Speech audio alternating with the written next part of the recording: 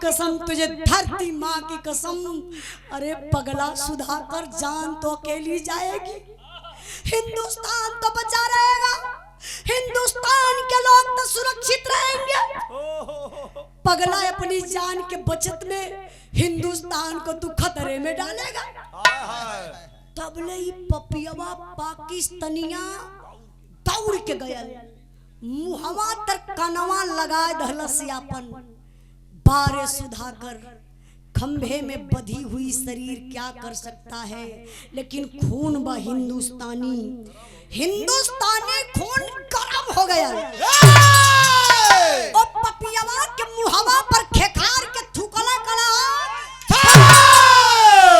थूक दियालन। कला देख ले, ये मेरे हिंदुस्तान का राज, जो करना सो कर ले, मुझे जीने मरने का कोई गम नहीं। काला सरे साला, उससे पूछा, साला हिंदुस्तान की गंगा दिखाया, और साला तुमसे पूछ रहा है, मेरे मुंह पर थूक दिया रे, ले मेरे हाथ से गिफ्ट। पपियवा बाबू खींच के तलवरिया चलौलस हो, आतंक बदिया तलवार से बाबू यह सुधाकर का गर्दनिया काट लिहलस। जैसे फुटबॉल हो, जैसे पैरवा से मरलस, है खोपड़िया होता ना दूर पर छटक गई। और उसी नशा में वो पापी आता है तलवार लेकर के, हेमराज के भी गर्दन को पापी काट लेता है। दोनों जवानन का गर्दन कटला के बाद वही तलवार से, क्या वो पापी अन्न नहीं खाता था क्या? वो इंसान नहीं था कि उसके अंदर दिल नहीं था, दर्द नहीं थी? वही तलवरिया से बाबू गर्दनिया कटले के बाद खंभवा में बंधले जवान, तबले खड़े खड़े पेटवा यही से चीर दिहलस। अब पेटवा चीर के जो पेट का सारा सिस्टम हो निकाल के फेंक दिहलस, हई पेटवा के खुखा बना दलस। देखिए, कोई काल्पनिक कहानी नहीं है, हकीकत है। आज भी नेट पर सर्च करेंगे आपको मिल जाएगा, हेमराज सुधाकर के नाम से। हाई पेटवा जब खुखा कैलस, यही में जिंदा बम फिट कर दहल पपियवा सो। अब बमा फिट गई के सिलाई कर दहल, और सिलाई कई के हिम्मत देखा, वर्दी पहनाई के लसिया के रातों रात लियाई के हिंदुस्तान सीमा में कह गईलन। हई जौन गर्दनवा बा यहाँ से, ये गर्दनवा अपने पाकिस्तान में रखले हुए, वो पपियवा सब जिंदा बम ए लिए रखल कि जिस समय हिंदुस्तान के फौजी जवान लाश को देखेंगे, छेड़छाड़ करेंगे, विस्फोट हो जाएगा, आसपास जितने जवान रहेंगे सारे जवान मारे जाएंगे। डरियो ना लगत का, बीचे में डोले में बोले में पागल कहीं कहीं। दादा बैठा, इतना प्रेम से सुनत हुआ, तबले तू आ गिला इनके लमचूस चटावा।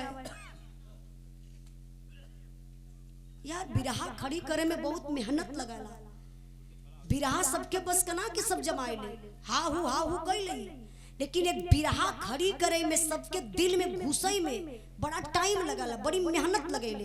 ए मंच पे आई के देखा, इतना जने का दिल जीतब आसान बात ना बा। बैठा आराम से सुन ले बा, कामे आई। जवान होई के मारत हो, पूरी महफिलिया गंदी करत हो। बैठा अब इन ठगुनिया हवा, कुछ मूड दूसरे लगत हो। हां, ये कुल बचपना गलती होले भैया। हां, अब बैठला सही लगल। महादेव टेंट हाउस इमिलिया चट्टी से बड़े भैया जी की तरफ से 100 रुपए का पुरस्कार, बहुत बहुत प्रणाम, आशीर्वाद का चाह रही। बस 10 मिनट ऐसे शांति बनौले रही, बिरहा हमार बेरस में करुण रस आ गई। अब जवानवा सॉरी वो पापी पाकिस्तानी जवानन के बम फिट कई के लिया कि हिंदुस्तान सीमा में कई गल हूं। अब 2-4 दिन के बाद जवान सब ड्यूटी पर जात हो, वही झाड़ी के तरफ जब इतना पैरवा देखलन तो जवान कुछ आगे गईलन। अच्छा, वो सोच रहे हैं कि अरे यार 2 जवान यहाँ कैसे लेटे हुए हैं, ये भारतीय सैनिक है। तनी से और करीबे गईले बाबू, तो देखत हुए कि सर का पता है ना, बाह कटल बा, अब पेटवा काफी ऊंचाई ले सुजल बा, फौजी जवान समझ गए कि खतरे से खाली नहीं है, दाल में कुछ काला है, कुछ लग रहा है। अच्छा वो जवान अगर दिमाग नहीं लगाए होते, जा करके छेड़ते, तो शायद जितने जवान थे बाबू सब जवान शहीद हो गए होते उस समय।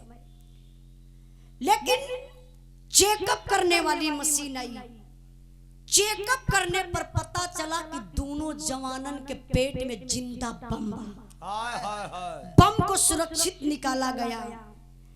जवान ले जाए के दोनों जवानन का लसिया ये बाबू कैंप में गमी मनावत हुआ है। यहाँ का बतिया आप लोग यही जा छोड़ी, तनी सा अपन दिमकवा लेके चला हेमराज का दुल्हन मथुरा में गीता अपने घरे नहाय धोई के बाबू सिंगार करे बैठल हई, तबले दुनिया का मालिक एक ठे असगुन दिखा दे।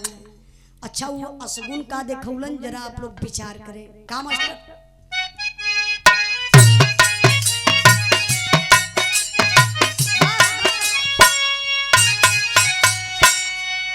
अरे गीता के हाथावा से गिरल डिबियावा हो, गीता के हाथावा से गिरल डिबियावा हो, कैला से नूरावा छिटाय हो, गीता के हाथावा से गिरल डिबियावा हो, कैला से नूरावा छिटाय हो,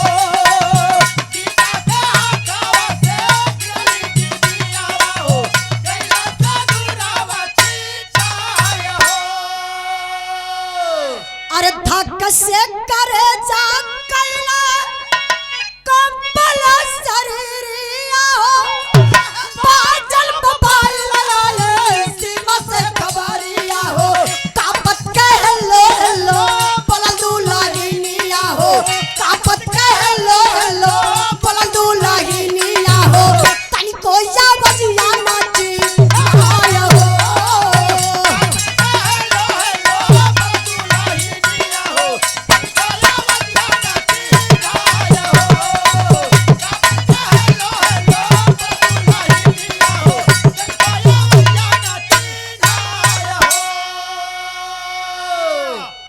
गौर करेंगे बाबू इस करुण रस के भाव पर हमारे बड़े भैया सुनील यादव व्यवस्थापक महोदय जेकरा फरमाइश पर ही बिरहा हम शुरू कैली। बहुत बहुत भैया के प्रणाम, बड़े दिल से आप बिरहा को सुन भी रहे हैं। सब भाई लोगन के नमस्ते प्रणाम। पब्लिक बहुत कमैले मिले, आप लोग बड़े महान हैं। बहुत बड़ा आप लोगन के अंदर धैर्य रहेला कि इतना धैर्य बनाए के आप लोग हमान का बात इतना प्रेम से सुनीला। गौर करेंगे बाबू, गीता बेचारी स्नान कई के बरवा चोटी कैली, हथवा में सिंदूर का डिबिया लेके मंगिया में लगावे गईली। भैया हो गजब हो गया। अचानक अंदर से शरीर कांपल और सिंदूर का डिबिया वही जमीन पर गिर गई। सारा सिंदूरवा जमीनिया पर बिखर गया। दुल्हनिया का कलेजा धक से कैलस ऐसे सिनवा पे हाथ धर के काली मालिक ये कैसन असगुन जना बे दुनिया के मालिक, हमरे सोनू के पापा पर कोनो विपत ना आवे। दुल्हनिया यही अचरवा से बाबू सेनुरा बटोरत है हो भैया।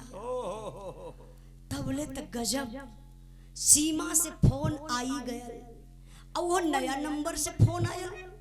गीता समझ गईली कि लगत बस सोनू का पापा कई दिन के बाद आज फोन कैला है। नंबर चेंज कई के दुल्हनिया पहला वर्ड बोलत थी, फोन उठौली, बोलत थी हेलो सोनू के पापा। सीमा से आवाज आई, नहीं नहीं मैं सोनू का पापा नहीं हूँ। हाँ तो आप कौन? मैं हेमराज फौजी का मेजर बोल रहा हूँ। क्या ये फोन हेमराज फौजी के घर लगा है? हाँ जी सर जी। आप कौन हैं? सर मैं उनकी मैडम गीता हूँ। अच्छा बेटा गीता, मेजर साहब का था। अच्छा बेटा गीता, परिवार में कोई और है क्या? गीता बोली हाँ सर है ना लोग, जरा किसी और को फोन दीजिए। गीता काली सर इस समय तो मैं ही हूँ, एक बात बोलूं सर? मेजर साहब बोले हाँ बेटा बोलो। सोनू के पापा से कई दिन से बात नहीं हो पा रही है, प्लीज सर एक बार बात करवा दीजिए। फौजी जवान मेजर साहब का कलेजा कांप गया। ये दुल्हन को विश्वास है, अपने पति से बात करने के लिए कह रही है, मैं किस फौजी जवान से बात कराऊं। मेजर साहब का कलेजा एकदम टूट गया, आंख से आंसू छलकने लगा, लेकिन अपने आप को बहुत संभाले। बतिये घुमाए दहलन, अब बतिया घुमाए के मेजर साहब वही फोनवा पर बाबू बतावत हो गीता के। आखिर कैसे बतावत हो जरा आप लोग दिल लगा के सुनेंगे। हमारे बड़े भैया महादेव टेंट हाउस इमिलिया चट्टी से भैया के बहुत बहुत प्रणाम। एक करोड़ के भाव पर सब भाई लोगों के प्रणाम। जरा बिरहा पर ध्यान दीजिएगा। आई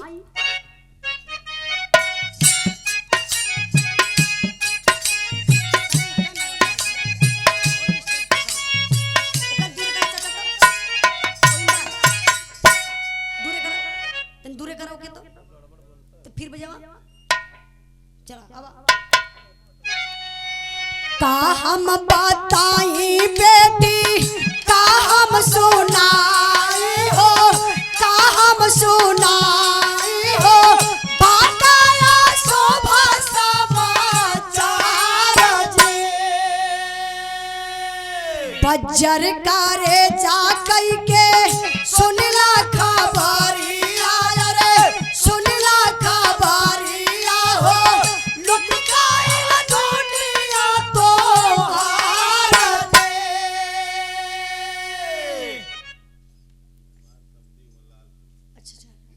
हमरे दिलीप भैया के समधी लालपुर के धरती से, समधी का नाम कहा। अच्छा अच्छा, बहुत बहुत आपके प्रणाम है। 100 रुपए का पुरस्कार भैया तनी 01 के बीच में इको कदा देता। रामनंदन यादव चौकिया से आपके तरफ से 100 रुपए का पुरस्कार आपके चरणों में बहुत बहुत प्रणाम, आशीर्वाद बचा रही। जरा गौर करेंगे बाबू, मेजर साहब वही फोनवा पर गीता के बतौलन। कल बेटा मैं क्या बताऊं, बहुत दुखद घटना है, अशुभ समाचार है। गीता कली सर क्या मजाक कर रहे हैं आप? अरे मैं एक फौजी जवान की बीबी हूं और आप कह रहे हैं कि अशुभ समाचार, मतलब नहीं समझे। मेजर साहब कहा बेटा सुनो मेरी बात, सबसे पहले अपने दिल को तुम थाम लो। तुम्हारा पति हेमराज इस दुनिया में नहीं है, शहीद हो गया। अरे बाप रे बापा, जवान दुल्हन सुनी पति शहीद हो गई ना, वही जियती रह जाई। कटल पेड़ नियन होई अंगना में अरराय के गिरली गीता। बाबू दुअरवा बाबू हो बरस करत रहलन। भागल भागल अंदर अइले, देखत हुआ गीता रोवत बा। फोनवा हे दे गिरल उठाए ललन, अब फोनवा पे डांटे लगलन। समझल कि हमार बेटा हेमराज फोन कैले बा। कहा तो हेलो, अरे बेटा हेमराज, एक बार तो के कहली कि गीता के कुछ मत कहल गईनी, ई का कहले कि सुबेरे सुबेरे ही रोवत बा अंगना में, का बात बा? सीमा से आवाज आई, पिताजी आप गुस्सा मत करिए, मैं हेमराज नहीं हूँ। तो फिर कौन है तुम?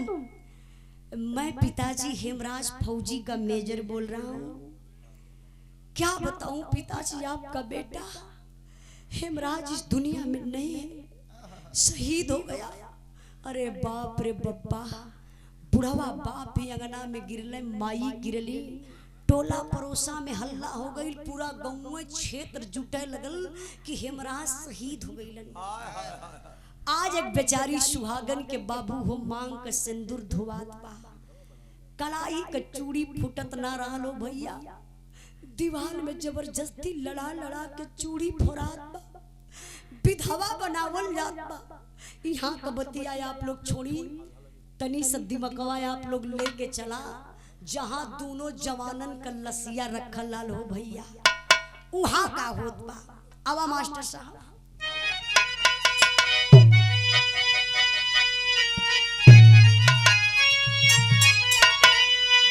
अरे दोनों बीरवन का लसिया लाय क्या जवानवा बाबू, दोनों बीरवन का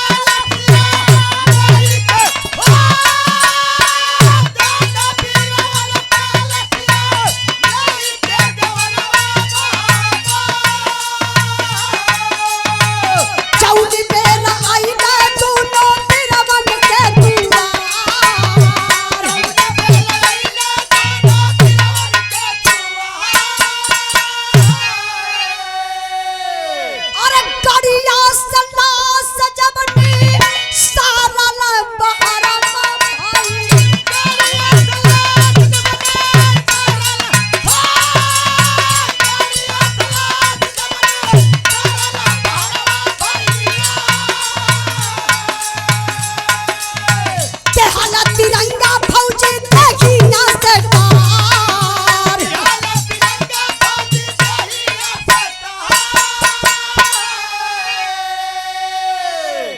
समझ में आता तो फिर गौले पर वजह चेंज हो जाती है, पता नहीं कैसे हो जाती है, अब डिस्टर्ब माइंड हो जाता है। गौर करेंगे बाबू, बोलने पर देखा ठीक होता, गौले के बाद हमान के खुद ना समझ में होता कि काई गावल जाता, पता नहीं कैसे आप लोग समझ जाते हुआ, कहीं ना कहीं हमान से ज्यादा मेहनत आप लोग करत हुआ, समझे में। हम दो बार 3 बार पूछ बोली भैया हम जोन गावत ला शब्दवा क्लियर होता तो आप लोग कहत हुआ हाँ, पता ही नहीं कैसे समझत हुआ। बहुत बहुत धन्यवाद, बहुत महान आप लोग हुआ। अच्छा हो सके भैया वारियन बेस मिलत हो, रिटर्निंग ना मिलेला तो दिक्कत होले। ए देखी 51 रुपए का पुरस्कार नखड़ू यादव चीनी पहलवान,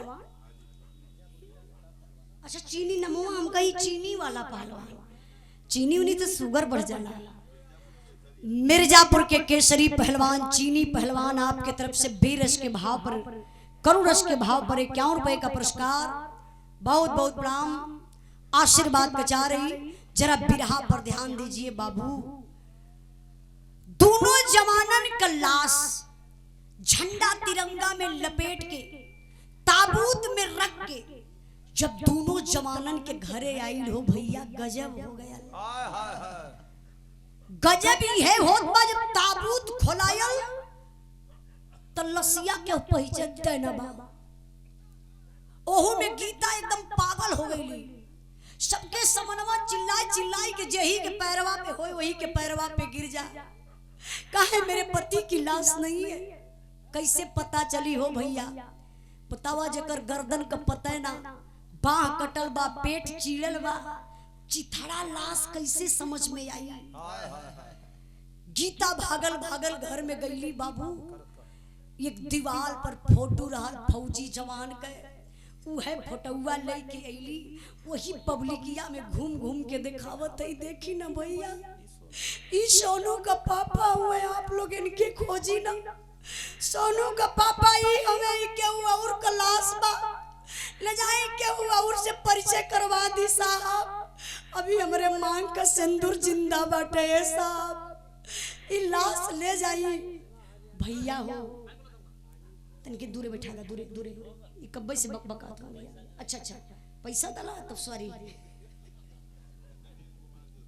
दुनिया सारथी है ना। अनिल कुमार चचा जी की तरफ से हम वही से गावत रहा, तो वही से ताव धरावत रहा भैया, बढ़ गए तो और हारन बढ़त, बार बार हारन बढ़त, एक कई शिकायत है। अब की बार आपके लोग जानते हो काहे कैला है, अगली बार वाला जौन रहना वो रात भर परेशान कैले रहना बिरहा में, रात भर रिटर्निंग ना दे पौने, दोनों कलाकार परेशान, पब्लिक परेशान। तब की बार शायद आपके चेंज कैला है कि आप अच्छा हुआ है क्षेत्र का, चला अगली दानी हो चेंज हो जाए। महादेव टेंट हाउस बड़े भैया जी की तरफ से लगातार पुरस्कार है, 100 रुपए का पुरस्कार। नहीं चेंज मत करिए, अगली बार से बढ़िया हो, तनी से खाली कमी हो जाती है कि हरनवा इनकर बढ़ जाता। भैया हम आपका रोजी रोटी मारब ना, हम बहुत दूसरे दिमाग का लड़की हैं, तब का सब समझ जात हो कि पागल के नहीं कमी हो तो उनके हम कहत ला भैया बना दा और बढ़िया हो जा। अभी हम ना कहब कि नहीं इनके मत करिए, इहे माइक करिए, कलाकार केहू भी रहे माइक से बढ़िया बा, थोड़ा से हो जला सेटिंग में उल्टा पुल्टा। गौर करेंगे बाबू, दूसर गवैया रहा तो डांट देत का, इनकर माइक करिया, इनकर माइक कर देबा बिरहा बिगड़ जाए। अरे नहीं भाई, हाथवे बा ई राग रसोइया बा, अगर आज हम बढ़िया गावत कल कोनो वजह से खराब स्वर पानी हो जाए तो खराब हो जाए, हो ही जाना कभी ना कभी, एकर कौन घमंड बा। अरे भैया जब टीवी हो जाए तो ऐसा खराब गावे लगवा लोग। भैया तू चुप रहा, बोरारी का टाइम है। गौर करेंगे बिरहा पर, हास रस बिरहा ना बा, करुण रस का बिरहा बा। अब लाश कोई पहचानत ना बा, काहे लसिया चिथड़ा बा। ए चचा ए, अरे रे रे रे रे रे चचा, चाचा कुल पगला यार आ गल हुआ का हो। कमेटी का जे समझदार भाई है तनी चाचा के बैठा दे ले जाके लंबे, तो नहीं तो बिरहा बिगाड़त हो। देखा उनके ले जा भैया तनी समझदार व्यक्ति, हम समझत है लेकिन हमार बतिया ना समझत हो। ए चाचा चाचा हम क्या आवश्यकता रही तुम बैठा लेम ना। अरे यार बिरहा बिगड़त हो। आप बैठा हम क्या आवश्यकता रही तुम बैठा ले। 2 मिनट हमार बिरहा रह गई। बैठा बैठा बैठा बैठा बैठा बैठा बैठा बड़े प्रेम से लोग सुनत हो भाव बिगड़ जाई। बैठा बैठा अरे आप बैठा नहीं बात बढ़ावल ना चाहतला बस। चाचा बैठा हम क्या आवश्यकता रही कलाकार हम हई हम जगा ले बैठा ले हमरे इतनी पावर हो। हाँ लेकिन आप डिस्टर्ब मत करी। जितना लोग सुनत बनी आप सुने दे। गौर करेंगे बाबू लाश दुआरे रखल बा। आई के बेचारी गीता गिरली धड़ाम से लसिया पर। बुढ़वा बाप लसिया के लई के बैठल हुआ। दिलवा के बहुत मनावत हुआ कि रोई ना। रोई दे त जमाना का लोग बड़ा मजा लई। कई कायर बाप का बेटा रहल ए लिए शहीद हो गए। ई बुढ़वा बाप दिल के थमले हुआ बाबू तबले अपने गीता बहू के बोलौले। कहला तू पागल हो गई गीता। सबके सामने तू घूम घूम के रो रही है। तुम्हारे पति को कोई जिंदा कर देगा क्या? तुम नहीं पहचान रही है? अरे गीता अपना बेटा हेमराज है। ये तुम्हारा पति है हेमराज। नहीं पहचान रही है। यही जमाने के लोग बड़ा मजा लेंगे। गीता का पति शहीद हो गए। अपने पति के नाम पहचान लोग ताना मरियन। बाबू बुढ़वा बाप अपने बहू के बलौले लसिया तक बैठा देले। आई है पैरवा का कफनवा हटाई के जब झंडा तिरंगा हटौला तो यही पैरवा में भैया हो एक बचपन का चोट लगल रहल। हेमराज पेड़ से गिरल रहल। उ चोटिया गवाही करत रहल कि नहीं हमार बेटा हेमराज बा। अपने बहू से कहले देख गीता है अपना बेटा है। देख गीता देख कि पैर की चोट निशानी बता रही है। सुन जब गीता देखली चोटिया के अरे बाप रे बप्पा। चोटिया देखते तो गीता अपने पति के पहचान गईली। हाय राम कई के वही लसिया पर गिरली बाबू बेहोश हो गई। लोग एक चादर ओढ़ाई के गीता के इतना दूर पर लेटाए दलन। लोगन का आशा टूटत बा लगत बा गीता भी मर जाई। दवाई होत बा गीता का बाबू हो। धीरे धीरे समय बीतल अंतिम संस्कार करने की बेला आई। गौर करेंगे आज वो लाश का वजन बढ़त चल जाता। लसिया सब उठाए लेत बा लेकिन वो बुढ़वा बाप ना उठाए पावत बा। बुढ़वा बाप के हाथ से लाश 3 बार जमीन पर गिरल। अब बाप टूट गया। गौर करेंगे अब बाप टूट गया। कंधे पर ऐसे गमछा रहल बाबू। गमछवा उतार के शरीरिया ऐसे कांपे लगल। मुहवा के अपने गमछवा से मुनत हमें कि रोवाई न आ जाए। अगर रोई दे तो यह डरबा कि लोग कहीं कायर बाप का बेटा राल ले लिए शहीद हो गए। बाप अपने मनवा के मनावत हम बाबू। लेकिन कहल जला कि औलाद का गम औलाद को पानी बना देता है। बाप ऐसे मुआ मुनत मुनत कले बेटा। अरे बेटा हेमराज बिना राम के कैसे मन मनाइब रे बेटा। अरे बिना राम के कैसे मन मनाइब रे बेटा। आज बोझ बुढ़ौती में कैसे तर उठाइब रे बेटा। हाय लाल बुढ़ाई में कमर तोड़ डाले रे हीरा।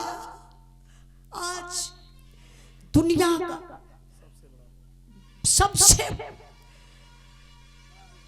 सबसे ज्यादा वजन अगर बाबू कुछ होला।